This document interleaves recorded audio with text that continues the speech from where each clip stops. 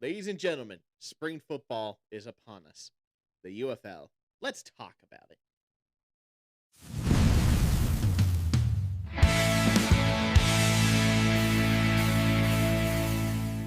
Glory be Jesus Christ. Glory forever. Welcome to Dynamite Duo Sports, the podcast where we break down the UFL's top storylines with the facts, including the fact that spring football is definitely worth watching. I am Giuseppe. I'm Antonios. And today, I am going to be giving you a breakdown of what the UFL is and why it's worth watching. He did it all. I'm just going to sit back, watch, and grade him. But I'll give a fun fact. The one thing that I can share about this without doing homework is refs can't cheat in this league. Yep. And I'm going to tell you why later on. So, starting off, what is the UFL? The UFL is a spring football league that started 2 years ago, and it's the combination of two leagues that came together, the USFL and the XFL. So the XFL was started by Dwayne "The Rock" Johnson, and then the USFL was started, I forget what his name is, but he's the father of Andrew Luck, actually. Yeah, and I think it also USFL was a thing way back, too. Yes, back in the 1980s, you had players like Steve Young, who played in the USFL. Yep. And also from the USFL, the Dallas Cowboys got two great players, Cavante Turpin Brandon Aubrey. and Brandon Aubrey, the greatest Automatic. kicker that God ever made. Hopefully you guys keep him. Be better. Anyway, so yeah, those two leagues came together a few years ago. They were both in the spring. One was playing like early March into May, and then another one starting like April, going into June. So they decided to come together to make a league that can be fun for everybody and brought together all the players between the two leagues. So they have lots of players. Now, the players in these leagues are mostly players who didn't make it in the NFL, and also some players that are coming from college who didn't get drafted in the NFL. So this is basically a league of second chances, which is awesome because the playing quality is better because they are all trying to get on NFL rosters because they want to get the bigger salary. Now, yes, they aren't getting paid as much in the UFL, mostly because they don't bring in as much money. Pretty simple. WNBA. Woo! Get spicy. I mean, hey, more people watch UFL, more views, more popularity, the more they could make. Yep. So Maybe someday, way farther in the future, if we get enough people to watch it, it'll compete against the NFL. I don't think that's a smart idea to compete against the NFL. I think you should stay in the spring. If the NFL keeps going softer and softer and softer, and if UFL gets tougher and tougher and keeps these good rules that people talk about later, who knows? I'm talking way down the future, though, way down the line. So, Yep. So yeah, that's a basic rundown of what the UFL is. So now let's talk about the rules. This is the part that I love the most about the UFL. They have a bunch of the rules that the NFL should have. So make it happen, NFL. But you can't because of all the money you guys bet. Yep. So there's some new rules that they added this year too. So I'll tell you what those are. So for extra points, for example, you don't kick extra points in this league. There's no kicking for extra points. What you have is you go for 1 point from the 3-yard line, 2 points from the 5-yard line, or 3 points from the 10-yard line. If you ever played flag football, very similar right there, the rules. Yeah, basically. How you score after a touchdown. Right. And yeah, basically that's basically it. And then also a new fun rule they did this year. 60+ yard field goals will be worth 4 points. They added that this year. Nice. Yeah, so basically these rules are in place to make sure that you're not ever completely out of the game. Because one touchdown could be worth 9 points, a field goal could be worth 4 points. And with the field goal, they want to give credit to where credit's due if the kicker does a really good job. So yep, like, oh man, Brandon Aubrey is like, man, why didn't you do this before? I would love to have that rule in the NFL right now. That would be so good. You guys need it. Oh yeah, we do. And then also another thing that helps with the coming back in games is they have an alternative to the onside kick, which the NFL should have too. You could go for 4th and 12 from your own 28-yard line instead. And that's something that people are talking about in the NFL right now that is gaining steam. I don't think it's going to get past this year, but in the future, I think this is a rule that will pass in the NFL. So, just because they did the new alternative kickoff thing, which the UFL does as well, so that's no different. And that's something the NFL needs to go back to. Go back to the little kickoff rules. So I don't like the new ones at all. Me personally, I don't care. So It's that's just me. lame. I don't really care. Well, but what's more lame is when they just don't return the kick on a regular kickoff. Yeah, but is it they don't really care anymore with the new kickoff rules. No. They do return kicks with the new kickoff rules. In the old rules, they did not return kicks. No, but I'm saying if do the old kickoff setup, but keep the rule of you still have The to kick in landing that zone? zone. Yeah. Oh, okay. Yeah. Honestly, you know what? That is actually very smart. NFL, if you watch this video, think about that. Anyway, let's see. Where were we at? Oh yeah, game clock. Game clock does not stop for incomplete passes or going out of bounds until you're under 2 minutes before halftime or the end of the game. This makes the games go a lot faster, so game flow is a lot quicker. Yeah. So you're not sitting down there for potentially 4 hours like in college football. When this is gonna be like 2.5 hours basically. It's like you're a fast. Yeah, NFL these games can go by in 2 hours. It's happened. It's just depends on how the game flow works, but yeah, it's basically there's always something going on. Clock's always ticking, so you're not wasting your time watching the game. Yep. And then also, so this is also a pretty fun topic that's in the NFL. Fumbling into the end zone. In the NFL, the other team gets possession, which I personally like. In here, they have what some people prefer, which is the team still retains possession from wherever they had the ball before. Which I'm like, and that's the only thing I don't like. Yeah. I'll disagree with that rule. Yeah. All right. And then let's see, where else are we at? Oh, overtime. So this is similar to college football rules, except it skips the first couple drives that teams would have in these. So basically, it's just alternating 2-point attempts on the 5-yard line until somebody doesn't score. The reason why I do that is because they don't want the game to drag. Yes. So it's like make it simple, make it quick. Oh, and also the tush push is banned in the UFL. Yep, and I mean I don't like that. I love the tush push. I don't think they ever really ran it. They never really ran it. They just did it to make some people happy. Yeah, they're doing to make it entertaining for people who are against it and are for it that clash online about it. Yeah. All right, and then also, and this is a rule I like too. You cannot punt once you cross the 50-yard line. What's your take on that?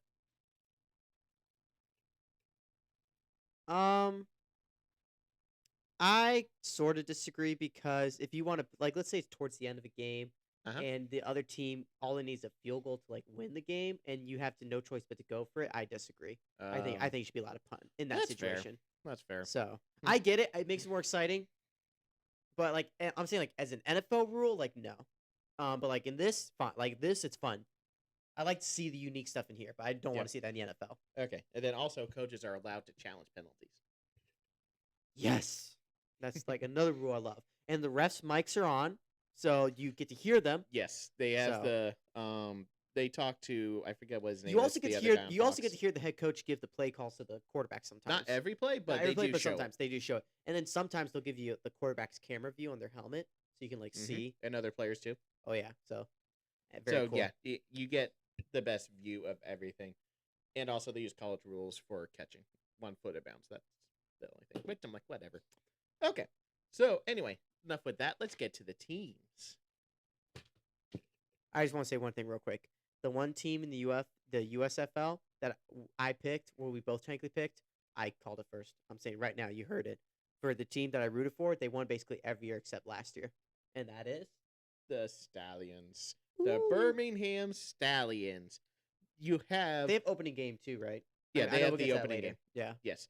Yeah, well, I'll talk about that later. Anyway, so yeah, the Stallions. Unfortunately, their former head coach, Lou Holt. Is it Lou Holt? I forget what his name is. Skip Holt. Skip Holt. Yeah, he's the brother or son, I forget what it is, of Lou Holtz, Notre Dame head coach who died recently. Rest in peace. So yeah, now they are coached by AJ McCarron, who former Alabama quarterback, and he was a quarterback in the UFL as well for the Battlehawks, and he was the best quarterback in this league for sure. So that's pretty exciting for them. But then you have the Columbus Aviators. This is a new team that they created this year. I really wish they had created one in Raleigh because I would have definitely been going to the games. Yeah, we all would have. Like they need to start expanding more sports in Raleigh. because they'll take it. We're trying. Raleigh's trying to get a baseball team, so I think they're trying to expand baseball right now, and they're trying to get one here. So we hope that happens too. Oh yeah. Anyway, Because I've never been big on rooting for a baseball team, going a little rabbit hole. But if they did, I would root for my home team. sure, because I don't have allegiance either. All right. And their head coach is Ted Ginn Jr., former Carolina Panthers wide receiver. So that could be interesting. And then you have the Dallas Renegades. This is a team that's been around in the USFL, Probably I believe. one of the coolest logos Oh, yeah. in the UFL. Yep. And their head coach is Rick. I'm going to butcher his name. Neuheisel. Neuheisel. That's probably pretty close. Yeah, that's probably right. He played for UCLA back in the 80s, so I have no idea who he is. So, anyway. Maybe it's an underdog coach. Yep. And then you have the DC Defenders. Another great team. This is a team that has another pretty good. They have a good quarterback that's playing for them too. I'll talk about him later, though. Their head coach is Shannon Harris. So this is a pretty interesting story, actually, because last year the Defenders head coach quit right before the season started. Yep. So this guy took over and he got them to the championship game. I forget if he won or lost. I don't think he won, but he still got into the championship game. He took over, established a culture, got it rolling. So, yeah, it's hard not to root for the Defenders, even though we had the Stallions, so I don't care. Houston Gamblers. This is a team that was not in the UFL last year, was in it the year before. So it's, they're still working on their teams, but their head coach is Kevin Sumlin, who was a Purdue linebacker from 1983 to 86. So again, I have no idea who he is. So, but that's the fun of it. The mystery is always the most intriguing thing. The mystery of the players, the mystery of the coaches, because sometimes you'll see a coach that goes above and beyond and just conquers. And, then that can, again, this is not just simply for players to get into the NFL. This can also be for coaches and other opportunity for people to get in. Yeah. And then you got the Louisville Canes. This is another new team that they came out with. I think this is really smart, too, because Louisville has a really cool football culture. They have the Louisville Cardinals for their college team. And then I think no, that's not it. Never mind. Forget about anything I was just saying. They have Chris Redmond, former Louisville quarterback, like University of Louisville quarterback from 1995 to 1999. So, again, I don't know who he is, but you know what? I'm going to tune in to find out. Then you have the Orlando Storm, another new team. They have Anthony Becht, who was the head coach of the St. Louis Battlehawks before this year, and their team was one of the best in the league. Let's just call it that. And he's, despite bad quarterback play for some of the years, he has led them to the playoffs consistently, except for when A.J. McCarron was with them. Anyway, and also speaking of the Battlehawks, they're a team that honestly, their fan base is like the Buffalo Bills, basically. They had the Rams stolen from them, and now they got a football team for them, so I'm really happy for them. I was about to say, it's the only team that actually has a ton of people show up to their games. Yep. So whenever they're on TV, that's the game you want to watch because there's an actual crowd there to cheer on. So yeah, and also if you're in the area, the tickets are pretty cheap actually. So if you want to go to the games, that's why we want to come to Raleigh. Yep. And then that's all the teams. Now for players to watch. So I don't know how familiar you guys are with college football, but QB Matt Corral from Ole Miss, he was played there 3 seasons ago, I think. Yeah, few years ago. Yeah, so he's a pretty good quarterback. He hasn't started a lot of the games for the Birmingham Stallions. He's going to be their quarterback this year. But in the games that he has played, he's averaged over 216 yards per game. That is one thing to note. Quarterback play for a majority of the teams isn't going to look the best, but you take what you get for some of these guys. And then Luis Perez, he's like the king of spring football quarterbacking. He leads the league in passing yards each year, passer rating. He averages 229 yards per game, so it's closer to the NFL level in terms of passing yards. And then Jordan Teyamu, quarterback for the DC Defenders. He is really, really, really, really good, actually. He averages 239 yards per game. He had 17 touchdowns last year in 9 games, which is pretty good for a UFL quarterback. And he also played at Ole Miss. Oh, there's that. And then Dorian Thompson-Robinson, I don't know that he played at UCLA. He had some pretty good highlights from when he was there. I remember him. Yep, and he was the Browns' backup quarterback. And honestly, when he Yep. played one time, he looked okay. He looks okay. We'll see what he does in UFL. So Yep. And then wide receiver Hakeem Butler for the St. Louis Battlehawks. I don't know why no one picked him up after last year. This is the same guy from last year, right? That Yeah. was really good. Well, actually, no. The last year he didn't have as good stats just because his quarterback play was so far down the barrel because Yeah. AJ McCarron wasn't his quarterback anymore. But the year he had AJ McCarron, woo, he was good. Yeah, someone should pick him up. Yeah, he should definitely be somebody's wide receiver 2 or 3 in the NFL. But yep, those are my top players to watch in the league. I know so boring. I only picked the offensive players, but Now, yeah. I will say there are some the biggest defensive players to look out for in UFL are the linebackers. They're And because defensive tackles too. and Actually. defense tackles too, but like the linebackers, because linebackers are normally team captains. So if you see a good linebacker that's doing a good job running the defense and making the proper tackles, it's always someone to keep an eye out for. That's normally the key players to look out for in defense that you'll remember Right. on the games. So yeah, Yeah. but why should you watch the UFL? We kind of already said this. It's a league of second chances. It's spring football. It's more football, so you should watch it. For people who are like, there's no football's over. What to do? Well, you got some football to watch again. And you know what? The jerseys. I love their jerseys. Yes. I want you. Well, we listed all the jerseys up here while we were talking about the teams. So Yes. I Another want you reason to tell watch. us what your favorite jersey is and which team you're going to be rooting for in the UFL this year.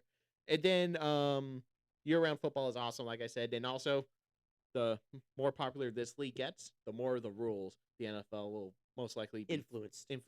Yep. into making their The more rules. popularity, the more influence the NFL will have from learning.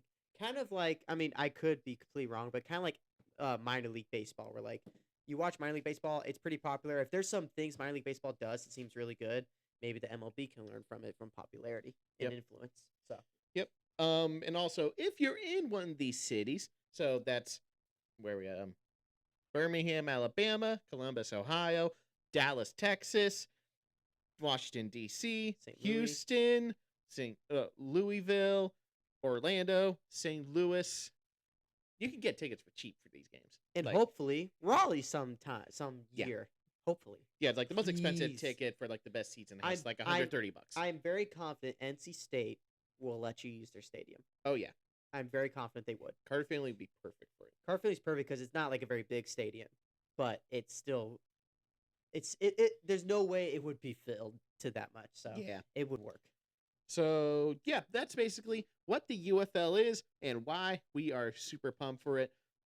We will have predictions out later this week, but let us know what you think down in the comments below. Are you going to be watching the UFL this season? You should.